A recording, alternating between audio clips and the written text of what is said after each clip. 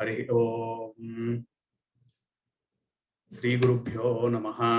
श्रीमात्रे नमः। श्री महागणाधिपतये नमः।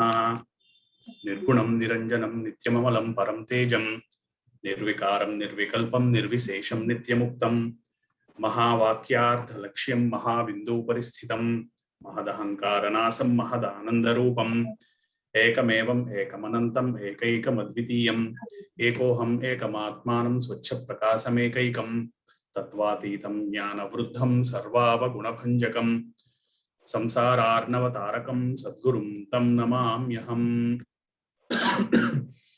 सिंहवाहिनीं महासिंहासनस्योपरि स्थिताम् इक्षुकोदण्डपाशाङ्कुशपुष्पबाणशोभिनीं करुणामृतरसप्रवाहशोभितलोचनत्रयीं स्मरामि तुर्यातीतां मायाचक्रवासिनीं च बैन्दवीम्। आदौ वन्दे गुरुनाथं श्रीमन्महाभैरवाख्यं कलौ समारम्भं गुरुं परशिवानन्दनाथम् अत्र नाथं महागुरुं योगशास्त्रप्रवर्तकं श्रीचतुर्युगनाथास्तु वन्दे लोकाद्यभिगोप्तृं सर्वमन्त्राद्यः प्रयोक्तृः सर्वविद्यामहोदधिः सर्वौघाश्च तत्त्वसारः सर्वौघाश्च मूलरूपः अत्र नाथः सदाशिवः तदाद्यानन्दभैरवः सर्वत्र सर्वसः वन्देऽहमस्मद्गुरुपर्यन्तः।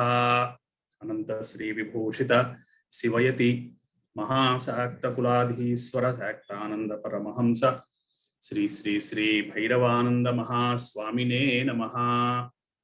शाक्तं धर्मं सनातनं कर्तव्यं परिरक्षणं सत्यं तपः धर्मं तपः कर्तव्यं तपः वंदे आचार्यं सनातनं धर्मरक्षकम्।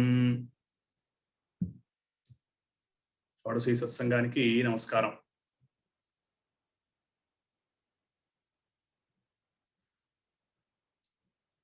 పరమేశ్వరి యొక్క చైతన్యమయమైనటువంటి స్వరూపము, రకరకాలైనటువంటి ఆయుధములు, వివిధమైనటువంటి దేవతల నుంచి దేవతల యొక్క నిజ రశ్ములు అయినటువంటి ప్రభ ఏదైతే ఉందో అది పరమేశ్వరి యొక్క ఏ శరీర భాగంలో రకరకాలైనటువంటి ప్రభలన్నీ చేరి విశేషమైనటువంటి చైతన్య స్వరూపంగా దుర్గా అనబడేటువంటి మహాలక్ష్మి అనబడేటువంటి స్వరూపం ఎలా ఏర్పడిందో మనం ఇతపూర్వము షోడశీ సత్సంగంలో తెలుసుకున్నాం. స్వరూపాన్ని ఎలాగా ధ్యానించాలి, ధ్యేయము ధ్యానము ధ్యాత ఎవరైతే ఉన్నారో ధ్యానము చేసేవారు, ధ్యానము చేసేటువంటి స్వరూపము లేదా వస్తువు లేదా ధ్యానము చేస్తున్నటువంటి కర్మ ధ్యానం, ఈ మూడు ఏ రకంగా సమన్వయపరుచుకుని పరమేశ్వరి యొక్క లేదా మన యొక్క ఇష్టదైవం యొక్క స్వరూపాన్ని ఎలాగ మనం ఆలోచించుకోవాలో, ఎలాగ మన యొక్క దృష్టి పదంలో ఎలాగైతే పెట్టుకోవాలో దాన్ని మనం ఇతపూర్వము మనం తెలుసుకున్నాం. మహిషాసురుడి యొక్క బాధలు పడలేక దేవతలందరూ కూడా బ్రహ్మ విష్ణు మహేశ్వరుడితో సహా అందరూ కలిసి వారి వారి చైతన్యములన్నిటినీ ఏకం చేసి విశేషమైనటువంటి ఒక స్వరూపము, మండుతున్నటువంటి పర్వతం లా తయారైనటువంటి ఆ చైతన్య స్వరూపం నుంచి ఒక దివ్యమైనటువంటి దేవతా స్వరూపం ఎలా తయారైంది అనేటువంటిది ఆ స్వరూపాన్ని మనం తెలుసుకున్నాం. ఈ రోజు సత్సంగంలోను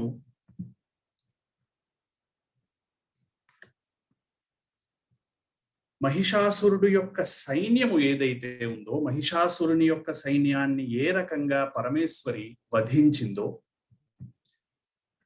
మనకి మునిగారు చాలా స్పష్టంగాను కళ్ళకి కట్టినటువంటి ఒక లైవ్ షో ఏదైతే ఉందో అలాగ మనకి కళ్ళ ఎదురుకుండా చూపించినటువంటి అంత చక్కగా దాన్ని క్యారెక్టరైజ్ చేసి నెరేషన్ అంటారు, చక్కగా నెరేషన్ అనేటువంటిది చేశారు వ్యాసుల వారు. ఎందుకు ఇంత స్పెసిఫిక్ గా ఇంత పర్టిక్యులర్ గా కేటగారికల్ గా మహిషాసురుని యొక్క సైన్యం గురించి ఇంత విశేషంగా ఎందుకు ఇంత వర్ణింపబడింది అనేటువంటిది మనందరం కూడా ఈ సత్సంగంలో ప్రస్తుతం మనం వింటున్నటువంటి దేవి యొక్క మహత్యం గురించి మనం తెలుసుకుంటున్నప్పుడు ఇంత ప్రత్యేకంగా ఎందుకు చెప్పవలసి వచ్చింది అనేటువంటి ప్రశ్న మనం అందరం కూడా వేసుకోవాలి. చాలా మంది రాక్షసులు ఉన్నారు, చాలా మంది రాక్షసుల యొక్క సమూహం ఉంది. ఆ రాక్షసుల యొక్క సమూహాన్ని పరమేశ్వరి నాశనం చేసింది అనేటువంటి అలాగా సరిపెట్టలేదు మార్కండేయ పురాణంలో. సైన్యాన్ని, సైన్యాధిపతులని, వారు వాడేటువంటి వారికి ఉన్నటువంటి గజ వాజి అంటే ఏనుగు, గుర్రములు మొదలైనటువంటి బలములని సుస్పష్టంగా వర్ణించారు ఇందులో మనకి. దాన్ని మనం క్లుప్తంగా మనం తెలుసుకుని ఈ సైన్యాన్నంతా కూడా పరమేశ్వరి ఎలాగ నిర్జించిందో ఈ రోజు సత్సంగంలో తెలుసుకోవడానికి మనం ప్రయత్నం చేద్దాం. అన్ని రకాలైనటువంటి ఆయుధములు, అన్ని రకాలైనటువంటి ఆభరణాలు కూడా రకరకాలైనటువంటి దేవతలు విశేషంగా వారి యొక్క స్వరూపము, వారి యొక్క చైతన్యం నుంచి తయారు చేసి పరమేశ్వరికి ఇచ్చారు. అలాగా సమ్మానితాననాదోచ్చై సాట్టహాసం ముహుర్ముహు తస్యానాదేన ఘోరేణ కృత్స్నమాపూరితం నభః.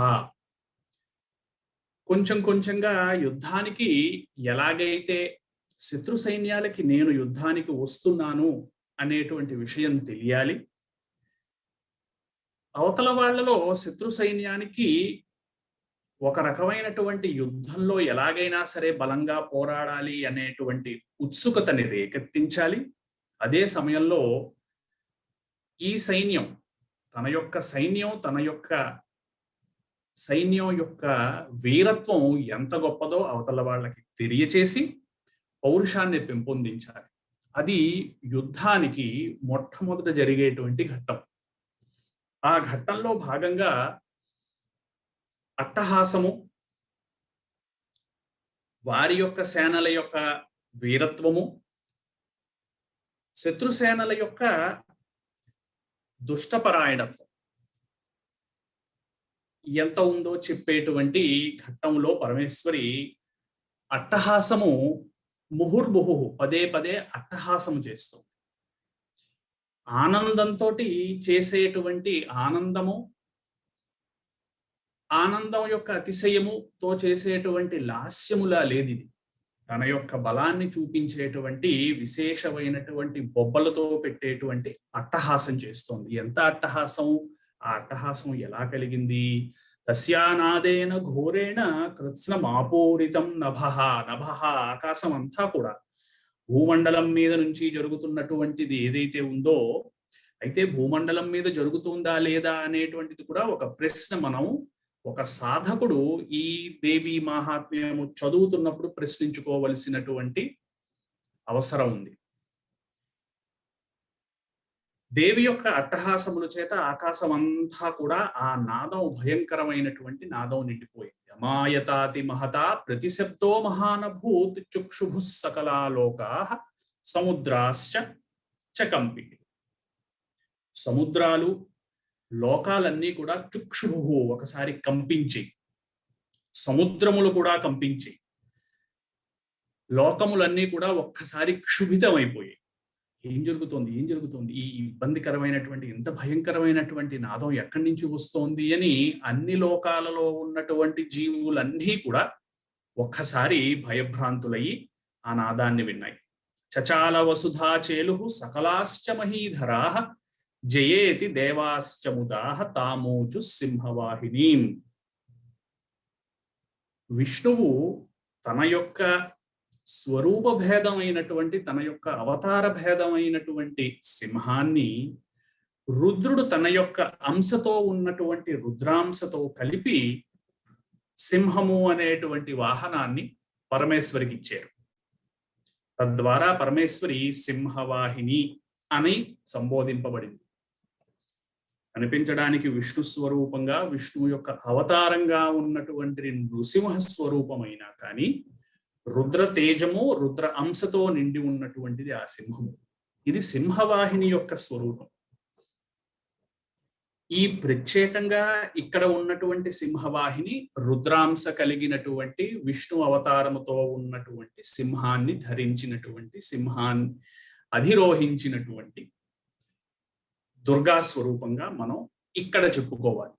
మూల విద్యా ధ్యానంలో సింహవాహిని మహాసింహాసనస్యోపరిస్థితాం అనబడేటువంటి దాంట్లో ఈ అర్థం అక్కడ మనం చెప్పుకోము, అది అనౌచిత్యం అవుతుంది. అందుకోసం ఇక్కడ ప్రస్తుతం ఈ కథకి సంబంధించి, ఈ ఆఖ్యానానికి సంబంధించి పరమేశ్వరి సింహవాహిని అయి చచాల వసుధా చేలుహు సకలాశ్చ మహీధర, ప్రపంచంలో ఉన్నటువంటి అందరూ రాజులు ఎవరైతే ఉన్నారో గడగడా వణికిపోయారు. అయితే అదే సమయంలో జయేతి దేవాశ్చముదా, ఆనందంతో దేవతలందరూ కూడా జయ జయ జయ జయ అనేటువంటి నామం అందరూ కూడా పరమేశ్వరిని స్తుతించారు. తామోచు సింహవాహిని, సింహవాహిని జయ జయ, సింహవాహిని జయ జయ, జయోస్తు జయోస్తు అని అన్ని దిక్కుల్లోనూ కూడా జయ జయ ధ్వానాలు అంటాం కదా మనం, ఆ జయ జయ ధ్వానాలు వినిపించి తుష్టూః మునయశ్చైనాం భక్తి నమ్రాత్మమూర్తయ దృష్ట్వా సమస్తం సంక్షుబ్ధం త్రైలోక్యం అమరారయ. ఆ స్వరూపాన్ని చూసినటువంటి మునులు ఎవరైతే ఉన్నారో, అంటే మౌనముగా ఉండేటువంటి వారిని ముని అంటారు. మౌనము అంటే ఏ రకమైనటువంటి సంవాదములు లేనటువంటి, సంవాదము అంటే నోటితోనే చెయ్యక్కర్లేదు, ఊహలతోనూ, ఆలోచనలతోనూ, దృష్టితోనూ, చేష్టలతోనూ, చేతులతోనూ చేసేటువంటి హావభావాలతో కూడా సంవాదము, దీన్నే మనం కమ్యూనికేషన్ అంటాం. అటువంటి అన్ని రకాలైనటువంటి సంవాదములు లేకుండా మనస్సుని ప్రశాంతంగా ఉన్నటువంటి వారిని ముని అంటారు. అది ఆ శబ్దానికి ఉన్నటువంటి అర్థం. ఎవరైనా ముని అంటే ఆ స్థితిలో వాళ్ళు ఉన్నారన్నమాట. అటువంటి ముల్లోకాలలోనూ ఉన్నటువంటి మునులందరూ కూడా తుష్టువుహు చాలా ఆనందంతో భక్తి నమ్ర ఆత్మమూర్తయ, భక్తితోటి నమ్రతతోటి వారి యొక్క ఆత్మలో ఉన్నటువంటి స్వరూపాన్ని ఎదురుకుండా దర్శించారు మునులందరూ కూడా. ఎవరిని? సింహవాహిని అయినటువంటి స్వరూపాలు. దృష్ట్వా సమస్తం సంక్షుబ్ధం, అదే సమయంలోనూ దేవతల యొక్క అంటే దేవతల యొక్క శత్రువులైనటువంటి రాక్షసులందరూ కూడా, మహిషాసురుని యొక్క గణాలందరూ కూడా చుక్షుభు దృష్ట్వా సమస్తం సంక్షుబ్ధం, ఒక రకమైనటువంటి సంక్షోభానికి గురయ్యారు. ఏంటి ఏంటి ఏమవుతుంది ఏమవుతుంది అనేటువంటి ఒక సంక్షోభానికి వారందరూ గురయ్యారు. సన్నద్ధాఖిల సైన్యాస్తే సముత్తస్తు తథాముదా ఆహ్కిమేతదితి క్రోధాదాభాష్య మహిషాసుర. ఆహ్కిమేతదితి, ఏం జరుగుతోంది, ఇది ఎక్కడి నుంచి వచ్చింది ఈ శబ్దము అని మహిషాసురుడు అంతటి వాడికి ఆ శబ్దము వినిపించి, ముల్లోకాలు గడగడలాడిస్తున్నటువంటి అట్టహాసం యొక్క శబ్దం ఏదైతే ఉందో మహిషాసురుడు విని, ఏం జరుగుతోంది, ఆహ్కిమేతదితి క్రోధ ఆభాష్య మహిషాసుర, మహిషాసురుడు మాట్లాడాడు. అభ్యదావతతం శబ్దం అశేషైరసురైర్వృతః సదదర్శ తతో దేవీం వ్యాప్త లోకత్రయం ద్విషా. వారందరూ కూడా 3 లోకాలు వ్యాపించి ఉన్నటువంటి దేవి యొక్క స్వరూపాన్ని అప్పుడు చూశారు. రాక్షసులందరూ కూడా ధర్మము తప్పేరు అన్న మాటే తప్పించి వారికి కూడా పరమేశ్వరి యొక్క దర్శనము అలాగే జరిగింది. అయితే మునులు భక్తితోటి నమ్రతతోటి ఎలాగైతే ఆత్మలో ఉన్నటువంటి స్వరూపాన్ని చూడగలిగారో రాక్షసులు చూడలేరు. అలాగే వారి దృష్టి, వారి ఆలోచన, వారి దృక్పథం వేరేగా ఉన్నాయి. అందుకోసమని అభ్యధావతతం శబ్దం అశేషైరసురైర్వృతః సదదర్శ తతో దేవీం వ్యాప్తలోకత్రయం ద్విషా. పాదాక్రాంత్యా నతభువం కిరీటోల్లిఖితాంబరాం క్షోభితాశేషపాతాళాం ధనుర్జ్యా నిస్వనేనతాం. పరమేశ్వరి యొక్క ధనుస్సు నుంచి ఆ ధనుస్సుకి కట్టేటువంటి తాడుని జ్యా అంటారు. బలమైనటువంటి కర్రని విశేషంగా ప్రత్యేకించి కొన్ని రకాలైనటువంటి కర్రలని ధనుస్సుకి వాడతారు. అది వంగాలి కానీ విరిగిపోకూడదు. దాన్ని విశేషమైనటువంటి తాడుతోటి పేనినటువంటి దానికి పేనడానికి కూడా ఒక రకమైనటువంటి, అంత దూరము బాణం వెళ్ళాలి అంటే అన్ని తాళ్లతోటి అలా పేనాలి అనేటువంటి ఒక లెక్క ఉంది. ధనుర్వేదము అంటారు. ఆ ధనుర్వేదం ఏదైతే ఉందో అందులో తెలుస్తుంది మనకి ఇవన్నీ కూడా. ధనుర్విద్య అందులో భాగంగా ఆ రెండు కొసలని కూడా బలంగా కడితే విశేషమైనటువంటి టెన్షన్తో ఉంటుంది ఆ తాడు. ఆ తాడుని ఒక్కసారి మోగించినట్టయితే ఒక రకమైనటువంటి ష్టంకారము అంటారు. ఇది ప్రత్యేకంగా ధనుర్జ అనేటువంటి పరమేశ్వరి యొక్క ధనుస్సుని అలా ఒకసారి వింటి నారిని లాగి వదిలితే వచ్చేటువంటి శబ్దము ఏదైతే ఉందో పరమేశ్వరి యొక్క ఆయుధంగా చెప్పారు ఇందులో. మనకి ప్రత్యేకించి మహాలక్ష్మి దుర్గా స్వరూపమైనటువంటి ఈ స్వరూపానికి ఆ ష్టంకారము అనేటువంటిది, దుర్గా సహస్రనామాల్లోనూ ష్టంతో కొన్ని నామాలు వస్తాయి. చాలా ఇష్టమైనటువంటి శబ్దాలలో అదొక శబ్దం ఆ పరమేశ్వరి. ఆ ష్టంకారం ఏదైతే ఉందో ఒక్కసారి ఆ ధనుస్సుని ఆవిడ లాగి వదిలేసేటువంటి శబ్దానికి పాదాక్రాంత్య నతభువం, అక్కడ ఉన్నటువంటి రాక్షసులందరూ కూడా ఒక్కసారి అదిరిపడి ఎదురుకుండా ఉన్నటువంటి స్వరూపాన్ని చూస్తే ఆ స్వరూపం ఎలా ఉంది? పాదాక్రాంత్య నతభువం కిరీటోల్లిఖితాంబరాం, ఆకాశాన్ని ఛేదించి పైకున్నటువంటి కిరీటము. పాదాక్రాంత్య నతభువం, భూమిని తొక్కి పెట్టేసినటువంటి అంత ఎత్తులో ఉన్నటువంటి, అంత పొడుగ్గా ఉన్నటువంటి, అంత విశేషమైనటువంటి మహత్స్వరూపం ఏదైతే ఉందో, భూమిని తొక్కిపెట్టి ఆ తలని, ఆకాశం కంటే ఎక్కువ ఉన్నటువంటి తలని, క్షోభితా శేష పాతాళం, మిగిలినటువంటి కిందనున్నటువంటి అధోలోకాలన్నిటినీ కూడా క్షోభింపచేసేటువంటి ఆ విశేషమైనటువంటి స్వరూపాన్ని రాక్షసులు భయభ్రాంతులై చూశారు. ఆమె చేసేటువంటి ధనుర్జా శబ్దమునకి నిస్వనము అంటే కోపంతో ఉన్నప్పుడు మనం ఒగరుస్తాం. మన యొక్క నిశ్వాస ఏదైతే ఉందో దానికి విశేషమైనటువంటి శబ్దం వస్తుంది. ఆ శబ్దం ఎంత ఎక్కువగా ఉంది అంటే, ఎంత పెద్దదిగా ఉంది అంటే, 3 లోకాలలోనూ నింపేసినటువంటి, భయభ్రాంతులు చేసేటువంటి విధంగా ఉంది పరమేశ్వరి యొక్క నిస్వనము. దిశోభుజ సహస్రేణ సమంతాద్ వ్యాప్య సంస్థితాం తతః ప్రవవృతే యుద్ధం తయా దేవ్యా సురద్విషాం. దేవి ద్వారా దేవతలకి, సురలకి, అసురులకి, దేవతలకి, రాక్షసులకి మధ్యలో జరగబోయేటువంటి భయంకరమైనటువంటి యుద్ధానికి ఇది ప్రాతిపదికగా ప్రారంభమైంది. తతః ప్రవవృతే యుద్ధం, తర్వాత యుద్ధం అనేటువంటిది మొదలైంది. ఇప్పుడు మహిషాసురుడి యొక్క సేనాధిపతులు, మహిషాసురుడి యొక్క సేనలని వర్ణిస్తున్నారు గత ఒక 8-9 శ్లోకాలు.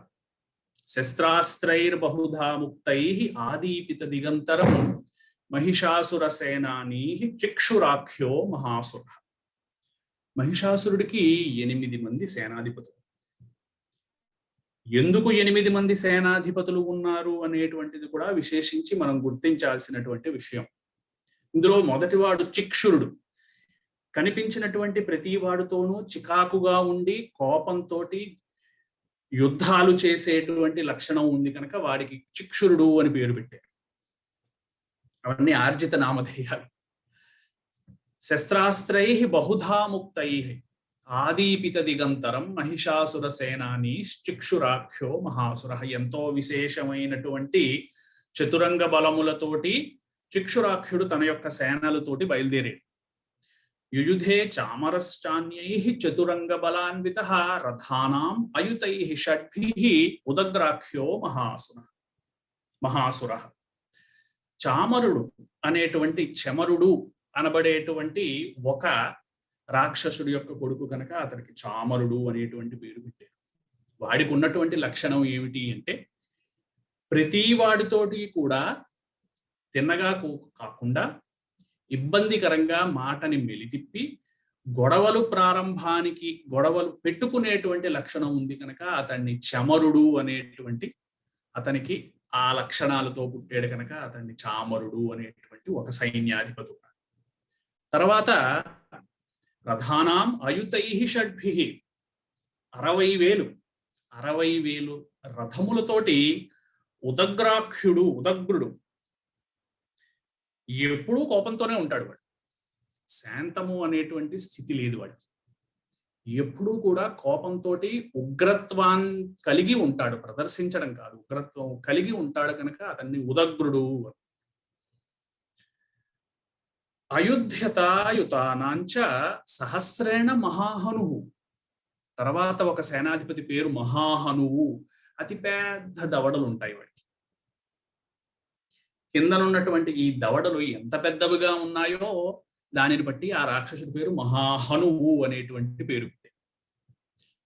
ఆ మహాహనువు అయుతానాంచ ఎన్ని అంటే 1,000,000 రథములతోటి బయలుదేరి తన యొక్క సైన్యాన్ని తీసుకుని ఈ మహాహనువు బయలుదేరి 50,000 నియుతై అసిలోమా మహాసుర. తర్వాత ఇంకొక సేనాధిపతి, వాడి పేరు అసిలోముడు. అసిలోముడు, లోమము అంటే శరీరం మీద ఉన్నటువంటి, మన చర్మం మీద ఉన్నటువంటి వెంట్రుకలు. ఇవి ఎలా ఉన్నాయిట? అసి కత్తుల్లా ఉన్నాయి వాడికి. అందుకోసం ఆ రాక్షసుడి పేరు అసిలోముడు అనేటువంటి పేరు వచ్చింది. ఆ అసిలోముడు 5 కోట్ల రథాలు తీసుకుని బయలుదేరాడు. ఆ యొక్క సైన్యాన్ని తీసుకుని బయలుదేరాడు. గజవాజి సహస్రౌఘై అనేకై పరివారిత. పరివారితుడు అనబడేటువంటి ఇంకొక రాక్షసుడు ఉన్నాడు, ఇంకొక సేనాధిపతి. ఎక్కడికి వెళ్ళినా సరే తన పరివారము, తనది, తనవారు అని చూసుకునేటువంటి తత్వము కలిగి ఉన్నాడు కనుక అతడి పేరు పరివారితుడు అని పేరు పెట్టాడు. ఆ పరివారితుడు గజవాజి సహస్రౌఘై అనేకై, ఎన్ని వేల ఏనుగులు, గుర్రాలని తీసుకుని ఆ సైన్యాలతోటి అతను వచ్చాడు. వృతో రథానాం కోట్యాచ యుద్ధే తస్మిన్ అయుధ్యత బిడాలాఖ్యో అయుతానాంచ 50,000 రథాయుతై. వృతో రథానాం కోట్యాచ యుద్ధే తస్మిన్ అయుధ్యత. అసలు ఏ రకంగానూ అభేదం, ఏ రకంగానూ కూడా ఛేదించలేనటువంటి రథాలు తీసుకుని బిడాలుడు అంటే చాలా చిన్న కళ్ళు ఉన్నటువంటి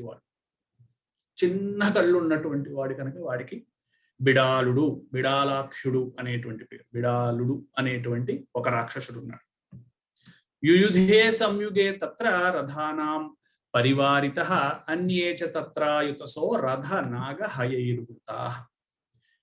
మిగిలినటువంటి రాక్షసులందరూ కూడా విశేషమైనటువంటి ఎన్ని వందలు వేలలో సంఖ్యలో ఉన్నటువంటి సైన్యాలు, ఏనుగులు, గుర్రాలతో కలిపి సైన్యాలన్నీ వస్తున్నాయి. యుయుధు సంయుగే దేవ్యా ఖడ్గై పరసి పట్టిసై కేచిచ్చ చిక్షువు శక్తి కేచిత్ పాసాన్ స్తధాపరే. వాళ్ళ చేతులలో ఉన్నటువంటి ఎన్నో రకాలైనటువంటి ఆయుధాల గురించి చెప్తున్నారు. యుయుధు సంయుగే దేవ్యా ఖడ్గై ఖడ్గములు, పరశువులు గండ్రగొడ్డలు, పట్టిసములు ఒక రకమైనటువంటి గదలో ఒక రకమైనటువంటి వెరైటీ, చిక్షువు శక్తి అంటే విశేషమైనటువంటి బల్లెములు, విశేషమైనటువంటి పాసములు, ఇవన్నీ పట్టుకుని వాళ్ళందరూ వస్తున్నారు. ఈ రాక్షసుల యొక్క ఆయుధాలను వర్ణిస్తున్నారు. చాలా జాగ్రత్తగా మనం గమనించినట్టయితే రాక్షసుల యొక్క ఆయుధాలని ప్రత్యేకంగా ఇలా వర్ణిస్తున్నారు. ఆ ఫలానా రాక్షసుడి దగ్గర అన్ని 100 కోట్ల రథాలు ఉన్నాయి, ఈ రాక్షసుడి దగ్గర ఇన్ని 100 కోట్ల రథాలు ఉన్నాయి, అన్ని ఏనుగులు ఉన్నాయి, అన్ని గుర్రాలు ఉన్నాయి. దేవీం ఖడ్గ ప్రహారైస్తు తేతాం హంతుం ప్రచక్రముః సాపి దేవి తతస్థాని శస్త్రాణి అస్త్రాణి చండిక. తన యొక్క శస్త్రాస్త్రముల చేత ఎంతో విశేషమైనటువంటి కోపము కలిగినటువంటి స్వరూపము కనుక చండిక అని ఆవిడ్ని సంబోధించే. యుద్ధంలో ఉంది కనుక యుద్ధము యొక్క ఆ లక్షణాన్ని తెచ్చుకుని క్రోధాన్ని చూపించాలి కనుక పరమేశ్వరి చండిక అనబడేటువంటి ఆ నామం కలిగింది. లీలయైవ ప్రచిచ్ఛేద నిజ శస్త్రాస్త్ర వర్షిణి అనాయస్థాననాదేవి స్తూయమాన సురర్షిభి. లీలయైవ ప్రచిచ్ఛేద, తన యొక్క నిజ శస్త్రాస్త్ర వర్షిణి. పరమేశ్వరికి వారి దగ్గర, ఆ రాక్షసుల దగ్గర ఉన్నటువంటి ఆయుధాలని ముక్కలు చేయడం, తెగ్గొట్టడం, ఆపడం, నిలువరించడం లీలయైవ ఒక చిన్న ఆటలా అయిందిట.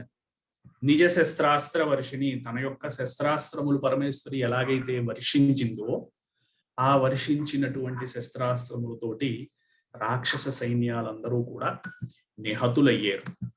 అనాయస్థాననాదేవి, అయితే పరమేశ్వరి యొక్క ఆననము ఎలా ఉంది?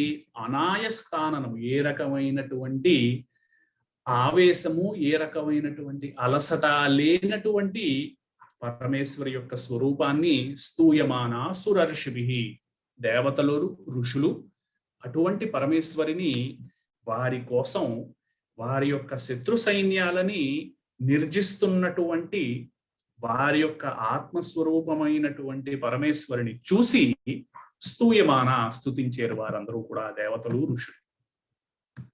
ముమోచాసుర దేహేషు శస్త్రాణ్యస్త్రాణి చేశ్వరి సోపి క్రుద్ధోధుతసటో దేవ్యా వాహన కేసరి. దేవి యొక్క వాహనమైనటువంటి సింహం కూడా ప్రశాంతంగా, నేను ఏదో పక్కన కొంచెం సైడ్ లో ఉంటాను, దేవి పరమేశ్వరి యుద్ధం చేస్తుంది అనేటువంటిది కాకుండా, ముమోచాసుర దేహేషు, మధ్యలో ఉన్నటువంటి సైన్యము, రాక్షస సమూహాల మధ్యలోకి వెళ్ళి వాళ్ళందరినీ కూడా తన యొక్క వాడి అయినటువంటి గోళ్లతోనూ తన యొక్క సింహనాదములతోటి ఎంతో భయపెట్టి, సోపి క్రుద్ధోధుతసటో దేవ్య వాహన కేసరి, ఆ రాక్షసులందరినీ కూడా నిర్జిస్తున్నటువంటి స్వరూపంలో ఉన్నటువంటి పరమేశ్వరి యొక్క వాహనమైనటువంటి సింహం అలా ఉంది. ముమోచాసుర దేహేషు శస్త్రాణి అస్త్రాణి చేశ్వరి చచారాసుర సైన్యేషు వనేష్వివ హుతాసనః నిశ్వాసాన్ ముముచేయాంశ్చ యుధ్యమాన రణేంబిక. ఆకాశంలో, అక్కడ యుద్ధరంగంలో జరుగుతున్నటువంటి అక్కడ జరుగుతున్నటువంటి దృశ్యం ఎలా ఉంది అంటే, చచారాసుర సైన్యేషు వనేష్వివ హుతాసనః. మండుటెండలోను, మండుటు ఎండాకాలంలో వనం అంతా కూడా మండిపోతూ ఉంటే, అలాగా మండిపోతూ చెట్లన్నీ కూడా, అక్కడ ఉన్నటువంటి వనములు అంతా కూడా కరిగిపోయి బూడిద అయిపోయేటువంటి పరిస్థితి, దృశ్యం ఎలా ఉంటుందో అలాంటి దృశ్యం లాగా అక్కడ ఉంది. నాశయంతో అసురగణాన్ దేవీ శక్తి ఉపబృంహిత అవాదయంత పటహాన్ గణాః శంఖాంస్తథాపరే మృదంగాంశ్చ తథైవాన్యే తస్మిన్ యుద్ధ మహోత్సవే తతో దేవీ త్రిశూలేన గదయా శక్తి వృష్టిభిః. దేవతల సమూహాలు పరమేశ్వరికి ఇంకా ఎంతో ఉత్సాహము, యుద్ధంలో ఉత్తేజము కలిగించడం కోసం శంఖములు, మృదంగాలని ప్రత్యేకమైనటువంటి ధోరణిలో వాయిద్యాలుగా వాయిస్తూ ఉన్నారు. తద్వారా దేవికి విశేషమైనటువంటి యుద్ధంలో తాను రాక్షసులని నిర్జించాలి అనేటువంటి ఉత్సాహం ఇంకా ఎక్కువగా కలిగి, అది ఒక యుద్ధ మహోత్సవే అనేటువంటి నామం వాడారు. అదొక మహోత్సవంగా జరుగుతోంది. ఖడ్గాదిభిశ్చ శతసో నిజఘాన్ మహాసురాన్ పాతయామాస చైవాన్యాన్ ఘంటాస్వన విమోహితాన్. దేవతలు పరమేశ్వరి యొక్క శస్త్రాస్త్రముల నుంచి వెలువరించినటువంటి శక్తి వలన కొన్ని తలలు తెగిపోయాయి. కొందరు రాక్షసులు నేల మీద త్రిశూలాలతో గుచ్చబడ్డారు. కొందరు విశేషమైనటువంటి ఆయుధాల్లో అలాగా నిర్జింపబడుతున్నారు. అసురాన్ భువి పాసేన బద్ధ్వా చాన్యాన్ కర్షయత్ కేచిద్విధాకృతాః తీక్ష్ణైః ఖడ్గపాతైః తథాపరి విపోధితా నిపాతేన గదయా భువిసేరతే వేముశ్చ కేచిద్రుధిరం ముసలేన భృసం హతా. ముసలములు అంటే బలమైనటువంటి రోకళ్ళు ఏవైతే ఉన్నాయో, రోకటి పోటు తగిలితే ముక్కులోంచి చెవులలోంచి ఎలాగైతే రక్తాలు వస్తాయో, అలాగా కత్తి వేటు వలన తల తెగిపోగా మిగిలినటువంటి రక్తములు, అక్కడ ఉన్నటువంటి ఆ ఆ యుద్ధ రంగం అంతా కూడా రక్తములు ధారలై ఏరులుగా పారింది. అక్కడ రాక్షసుల యొక్క రక్తము చోటు. కేచిన్నిపతితా భూమౌ భిన్నా శూలేన వక్షసి నిరంతరా శరౌఘేణ కృతా కేచిద్ రణాజిరే. కొందరు శూలముతోటి దెబ్బతిని, కొందరు కత్తితోటి రెండుగా భాగింపబడి, కొందరు మిగిలినటువంటి పరమేశ్వరి చేతిలో ఉన్నటువంటి ఒక ప్రత్యేకమైనటువంటి ఘంట ఉంటుంది.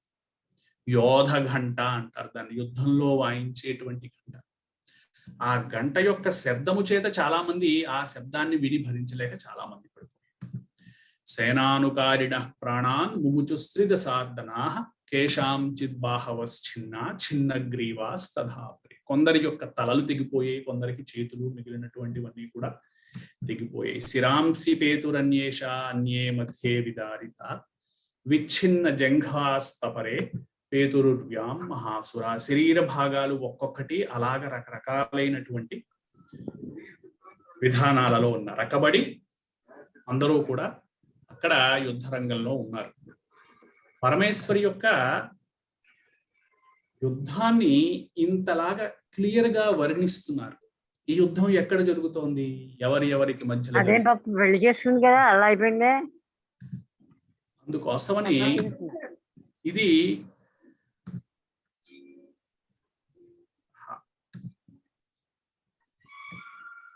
తిష్టతిష్టేతి భాషంతో దేవి మన్యే మహాసుర పాతితైరధనాగాస్వై అసురైశ్చ వసుంధర అగమ్యాసా భవత్తత్ర యత్రాభూత్ స మహారణః సోణితౌగా మహానద్యస్తద్యస్తత్ర ప్రసుశ్రు. సోణితములు, రక్తము ఒక మహానదిలా ప్రవహించసాగింది.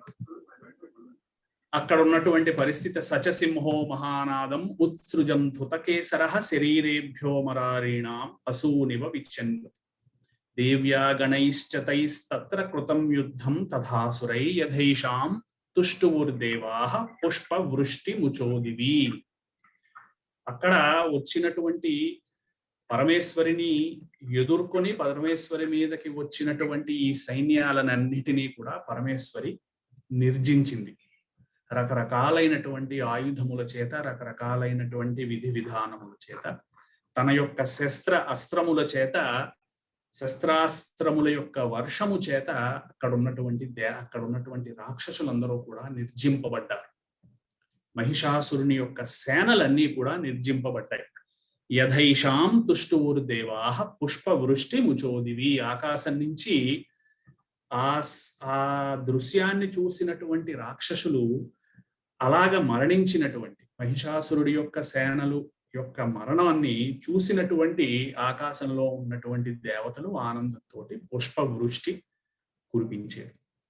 ఈ రకంగా 2వ అధ్యాయం ఏదైతే ఉందో, మహిషాసుర సేనలని పరమేశ్వరి ఎలా వధించింది అనేటువంటి ఈ అధ్యాయంలో ఒక ప్రత్యేకమైనటువంటి విధానం ఏదైతే ఉందో, మహిషాసురుడు కరడు కట్టినటువంటి జీవస్వరూపం, జీవమునికి ప్రతీక. ఎవరి మాట వినకుండా తనకి నచ్చినటువంటి తనదైనటువంటి విధానంలో వెళ్ళేటువంటి జీవత్వానికి ఉన్నటువంటి పరివారం వీళ్ళందరూ కూడా. అటువంటి పరివారం 8 మంది సేనాధిపతులతోటి తయారైంది. 8 మంది సేనలు ఎవరు? ఒక జీవి యొక్క పుర్యష్టకము అంటారు. పుర్యష్టకము అంటే 8 పురములు ఒక జీవికి ఉంటాయి అని మనకి చెప్పారు. ఈ 8 పురములు ఏమిటి? జ్ఞానేంద్రియములు, మనస్సు, అహంకారము, బుద్ధి. ఈ 8 పురములకి మంచి ప్రవృత్తి ఉంది, దుష్ప్రవృత్తి ఉంది. ఎప్పుడూ కూడా గొడవలు పెట్టుకునేటువంటి ఒక లక్షణం ఉన్నటువంటి వాడిని చిక్షురుడు అన్నారు. అటువంటి చిక్షురుడు ఎన్ని రకాలుగా ఉన్నాడు? వాడు 1000 కోట్ల రథాలని పట్టుకొచ్చాడు. 60,000 రథాలని పట్టుకొచ్చాడు. 60,000 రథాలు అంటే 60,000 రకములైనటువంటి విధానములతోటి ఆ చిక్షురుడు అనబడేటువంటి రాక్షసుడు ఒక జీవిని ధర్మ మార్గం నుంచి పక్కకు వెళ్ళేటువంటి శక్తి వాడుకుంది. అంతే కదా సైన్యం అంటే. బిడాలాక్షుడు, సరైనటువంటి దృష్టి లేకుండా, హ్రస్వ దృష్టి, మయోపిక్ విజన్ అంటాం. మనకి దగ్గర ఉన్నటువంటిది ఇప్పటికి తప్పించి కొంచెం దూరంగాను విశాలమైనటువంటి దృష్టి లేనటువంటి వాడు ఎవరైతే ఉన్నారో ఆ బిడాలుడు 50 కోట్ల రథాలు తీసుకొచ్చాడు. 50 కోట్ల రకముల ద్వారా సరైనటువంటి దృక్పథము, సరైనటువంటి ఆలోచన లేకుండా ధర్మ మార్గం నుంచి పక్కకి తప్పించేటువంటి రాక్షస ఆసురీ ప్రవృత్తి కలిగినటువంటి వాడు. ఈ ఆసురీ ప్రవృత్తిని పరమేశ్వరి నిర్జించింది. ఎక్కడ నిర్జించింది? ఎక్కడైతే ఆసురీ ప్రవృత్తి పుట్టిందో అక్కడ నిర్జించింది. పరమేశ్వరి ఇక్కడ ఇంత పర్టికులర్గా మునిగారు ఇలాగా ఇన్ని రథాలు, ఇన్ని గుర్రాలు అని లెక్క పెట్టి ఒక అకౌంట్స్ బుక్ లో రాసుకున్న విధంగాను మనకి ఇంత పర్టికులర్గా ఇందులో చెప్పారు అంటే దానికి విశేషమైనటువంటి కారణం ఉంటుంది. అంటే అన్ని రకాలైనటువంటి అవకాశాలు మనకి ధర్మ మార్గం నుంచి పక్కకి తప్పుకోవడానికి వస్తాయి మన యొక్క జీవిత కాలంలో. పరమేశ్వరిని ఎప్పుడైతే మన యొక్క ధర్మ మార్గం నుంచి పక్కకి వెళ్ళేటువంటి అవకాశం వస్తుందో అప్పుడు తన యొక్క ఆత్మశక్తి ద్వారా పరమేశ్వరిని తయారు చేసి అటువంటి రాక్షసులు ఎవరైతే ఉన్నారో అంతఃశత్రువులు అంటారు. ఇటువంటి అంతఃశత్రువులని నిర్జించేటువంటి ప్రయత్నం ప్రతి వ్యక్తి, ప్రతి సాధకుడు, పరమేశ్వరి యొక్క స్వరూపాన్ని తెలుసుకుందాం అనుకునేటువంటి ప్రతి ధార్మికుడు కూడా చెయ్యవలసినటువంటి ప్రయత్నం, చెయ్యవలసినటువంటి యుద్ధం. అటువంటి ప్రయత్నానికి పరమేశ్వరి తాను నిలిచి తన యొక్క విశేషమైనటువంటి శస్త్రాస్త్రముల చేత అటువంటి రాక్షసులని చంపినటువంటి తార్కాణం మనకి ఈ ఆఖ్యానంలో కనిపించింది. అది విశేషం. అందుకోసం ఈ మహిషాసుర సైన్యవధ అని ప్రత్యేకంగా ఒక అధ్యాయాన్ని కల్పించారు ఇందులో. పరమేశ్వరి యొక్క దివ్యత్వం, పరమేశ్వరి యొక్క మహాత్మ్యం ఎంత గొప్పగా ఉందో ఈ అధ్యాయంలో మనకి ఒక రకమైనటువంటి స్వరూపం ద్వారా మనకి కనిపించింది. ఒకసారి ఆ ఆలోచన మనం చేస్తే ఇబ్బందికరంగా భయం గొలిపించేటువంటి, చాలా భయపెట్టేటువంటి స్వరూపంగా ఉన్నా కానీ అందులో చూపించినటువంటిది అమాయతాతి మహత ప్రతిశబ్దో మహానుభూతి. ఏ రకమైనటువంటి ఆలస్యం, ఏ రకమైనటువంటి ఇబ్బంది లేనటువంటి ముఖముతోటి, ప్రశాంతమైనటువంటి స్వరూపముతోటి పరమేశ్వరి వారందరినీ కూడా అధర్మాన్ని ఎలాగైతే తీయడం సమంజసమో మార్గమో అలాగ వారిని, రాక్షసులని నిర్జించి వారిని, మరి తల్లే కనుక వారిలో ఉన్నటువంటి ఆసురీ గుణాన్ని నిర్జించి వారికి సన్మార్గాన్ని చూపించినటువంటి తార్కాణం మనకి ఇందులో మనకి కనిపిస్తోంది. అందుకోసమని మహిషాసుర సైన్య వధ ఎంతో విశేషమైనటువంటి దృష్టిని మనకి చెప్తుంది. అది ఈరోజు మనం ఈ సత్సంగంలో మనం మాట్లాడుకున్నాం. దీని గురించి ఆలోచించి దీని గురించినటువంటి ఇంకా దీర్ఘంగా ఇందులో ఉన్నటువంటి ఇది చెప్పడానికి దేన్ని సూచిస్తున్నాయి అనేటువంటి ఆలోచనని మీరు రాయండి, మెసేజ్ ద్వారా పెట్టండి. తద్వారా మనం తిరిగి మళ్ళీ మనం చర్చించుకుందాం. ఈ 8 పుర్యష్టకములు ఏదైతే ఉందో ఈ పుర్యష్టకముల గురించి ఇంకా డీటెయిల్డ్గా మనం ముందర రాబోయేటువంటి ఉత్తమ చరిత్రలో ఇంకా మనం దాని గురించి చర్చించుకుంటాం. అక్కడ విశేషంగా శరీరంలో ఉన్నటువంటి ఏ ఇంద్రియము, అది కర్మేంద్రియము కావచ్చు, జ్ఞానేంద్రియము కావచ్చు, ఈ ఏ ఇంద్రియము ఏ రకంగా మనసుని, మిగిలినటువంటి ఒక జీవిని మభ్యపెట్టి పక్కకి తీసుకెళ్తుంది అనేటువంటి మనకి రానున్నటువంటి అధ్యాయాల్లో మనం క్లియర్గా తెలుసుకుందాం. ఏదైతే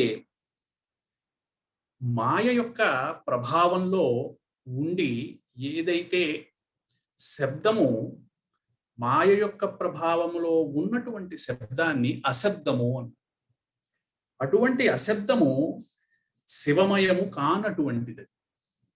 ఇప్పుడు విష్ణుమూర్తి యొక్క యోగమాయ ద్వారా విష్ణువుని ఆవరించి ఉన్నటువంటి యోగమాయ స్వరూపంలో బ్రహ్మకి సరిగ్గా వినిపించకుండా సరిగ్గా చేసినటువంటి జపం వలన కలిగినటువంటి రాక్షసులు ఎవరైతే ఉన్నారో వాళ్ళని మధుకైటభులు అన్నారు. అది మధుకైటభుల యొక్క సంబంధించినటువంటి చరిత్ర. ఈ చరిత్రలో ఒక జీవికి సంబంధించి ఏ ఏ ఏ ఏ శరీరములు, ఏ శరీరములో ఉన్నటువంటి ఇంద్రియములు, శరీరంలో ఉన్నటువంటి భాగములు ఏ రకంగా ధర్మాన్ని నుంచి పక్కకి తీసుకెళ్తాయో, ఎన్ని రకాలైనటువంటి ఎన్ని వందలు లక్షలు కోట్ల అవకాశాలు పక్కకి తీసుకెళ్ళడానికి ఇస్తాయో మనకి ఈ అధ్యాయంలో చెప్పారు. అవే రాక్షసుల యొక్క సైన్యాలు, వారి యొక్క బలం అది. అందుకోసమని వాటిల్ని పరమేశ్వరి తాను ఒక్కతే తన దగ్గర ఉన్నటువంటి శస్త్రాస్త్రముల యొక్క వర్షము చేత, శస్త్రము అంటే ఒక రకమైనటువంటి ఫిజికల్ గా ఉన్నటువంటి వెపన్, అది కనిపిస్తుంది. త్రిశూలము, ఒక కత్తి. అస్త్రము అనేటువంటిది అది కనిపించదు. అది కేవలము శక్తి ద్వారా, చైతన్యము ద్వారా ప్రసరించేటువంటి ఆ లక్షణం కలిగి ఉంటుంది. దాన్ని అస్త్రము అంటారు. అందుకోసం శస్త్రము అస్త్రము అని రెండు రకాలు. ఒక గడ్డిపోచని కూడా బలమైనటువంటి శక్తి చేత, ఆత్మబలము చేత మంత్రించి అస్త్రముగా వదలచ్చు. అయితే శస్త్రము అనేటువంటిది ఒకటి తయారవ్వాలి, కత్తి చేతిలో పట్టుకోవాలి, దానికి ఒక ఫిజికల్ ఎగ్జిస్టెన్స్, మాస్ ఉంటుంది. అస్త్రానికి అలా కాదు. ఈ రెండు విధానాల ద్వారా ఎవరిని ఎలా ఎలా పర్టికులర్గా ఎలా చంపాలో అలాగే చంపింది పరమేశ్వరి. కొందరి తలలు తెగే. చిక్షురుడు అనేటువంటి వాడు ఎవరైతే ఉన్నారో ఎప్పుడూ అవతల వాళ్ళతోటి గొడవలు పెట్టుకుని, ఎప్పుడు చికాకుగా ఉంటూ యుద్ధానికి కాలు తీసేటువంటి లక్షణము కలిగి ఉన్నటువంటి వాడు కనుక ఆ సేనలన్నిటినీ కూడా పరమేశ్వరి కత్తితోటి నరికింది, రెండు భాగాలు చేసింది. శరీరం నుంచి వారి యొక్క బుద్ధిని మళ్లించింది. ఆ బుద్ధి ఎక్కడైతే నశిస్తుందో అక్కడ ఆ ఆసురీ ప్రవృత్తి తగ్గుతుంది. అందుకోసం వాళ్ళందరినీ కత్తితో నరికింది పరమేశ్వరి. ఇలాగ 8 రకాలైనటువంటి సేనాధిపతులని, 8 రకాలైనటువంటి సేనలని, తన యొక్క ప్రత్యేకమైనటువంటి కొందరు సేనలని శక్తి అనేటువంటి ఆయుధముతోటి చంపింది. కొందరు సేనలని తన యొక్క తోమరము అనేటువంటి ఆయుధంతో చంపింది, పరశువుతో చంపింది. అవి ఆ లక్షణాలు ఏవైతే ఉన్నాయో ధర్మం నుంచి పక్కకి తీసుకెళ్లేటువంటి లక్షణాలని, వాటిల్ని ఆ రకమైనటువంటి ఆయుధంతో పరమేశ్వరి చంపింది. ఇది మనం తెలుసుకోవలసినటువంటి విషయం ఈ అధ్యాయంలో. అటువంటి ఎన్నో ఆసురీ ప్రవృత్తులని నిర్జించేటువంటి లక్షణము కలిగి, దుర్గమములు అంటే ఎన్నో ఇబ్బందులని, దుర్గతిని ఆపేటువంటి లక్షణము కలిగి ఉంది కనుక ఆ స్వరూపాన్ని మనం దుర్గా అని మనం సంబోధించి, అటువంటి దుర్గా, అటువంటి సింహవాహిని అయినటువంటి దుర్గా మనందరినీ కూడా, మనలో ఉన్నటువంటి అంతఃశత్రువులని, ఎలాగైతే మహిషాసుర సైన్యాన్ని ఆవిడ వధించిందో అలాగా మనలో ఉన్నటువంటి అంతఃశత్రువులని పరమేశ్వరి నిర్జయించుగాక. స్వస్తి ప్రజాభ్యః పరిపాలయంతాం న్యాయేన మార్గేణ మహిం మహీసా గో బ్రాహ్మణేభ్యః శుభమస్తు నిత్యం. లోకాః సమస్తాః సుఖినో భవంతు. కాయేన వాచా మనసేంద్రియైర్వా బుద్ధ్యాత్మనా నారాయణేతి సహనా భవతు. సహనౌ భునక్తు సహ వీర్యం కరవావహై. తేజస్వినావధీతమస్తు మా విద్విషావహై. ఓం శాంతి శాంతి శాంతి. మీ యొక్క ఆలోచనలని, అర్థమైనటువంటి విధానాలని క్లుప్తంగా మెసేజ్ రూపంలో మీరు పంపించినట్టయితే దాని మీద మనం తిరిగి మళ్ళీ మాట్లాడుకుని, మీకున్నటువంటి డౌట్లు, క్లారిఫికేషన్లు కూడా గ్రూప్లో కనుక పెట్టినట్టయితే, ఇండివిజువల్గా ప్రత్యేకంగా నాకు మెసేజ్ పెట్టినట్టయితే దాని మీద మళ్ళీ మనం ఈ సత్సంగంలో అందరికీ ఉపయోగపడే విధంగా మనం మాట్లాడుకునేటువంటి అవకాశం ఉంది.